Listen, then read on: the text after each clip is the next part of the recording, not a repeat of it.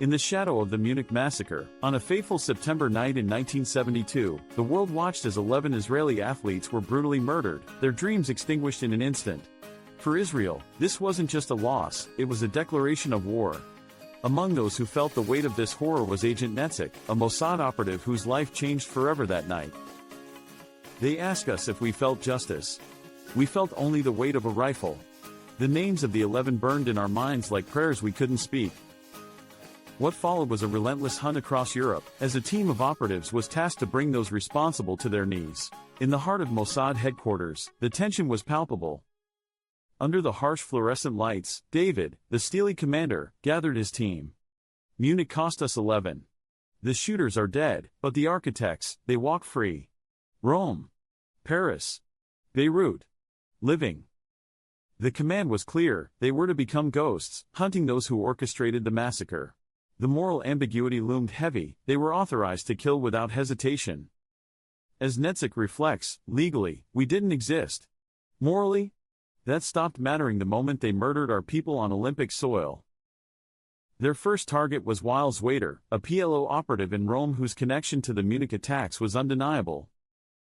The team prepared meticulously. Surveillance footage captured Zwaiter entering his apartment, unaware that death was stalking him. We had 3 days, Netzik thought. The clock ticked down, tension mounting as they watched Zwaiter's habits unfold. Tuesday night arrived, and with it, the opportunity. As Zwaiter stepped into the night, operatives moved in silence, their resolve unwavering. They struck swiftly, silencing him on the cobblestones of Rome, the blood soaking the ancient streets. But their mission was just beginning. In Paris, another target emerged, Atef Bisizo, the PLO intelligence chief.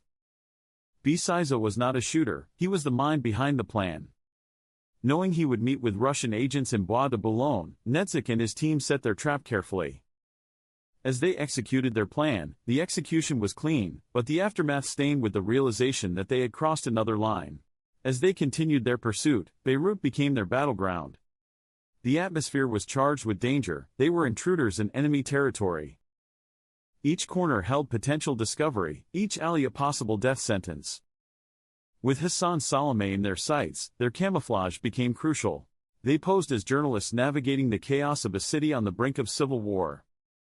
The mission twisted their identities, forcing them to confront their moral decay. Netzik grapples with his conscience as he watches Salame go about his life, oblivious to the death looming over him. In days, he'll be dead because of boardroom decisions, he reflects, knowing that their violent course won't end with Salame but will spawn more vengeance. Then came the final confrontation with Abu Daoud, an architect of the massacre. The plan was set, they would hunt him down in a Parisian restaurant. As he dined with a companion, Netzik felt the weight of his mission. The moment stretched out.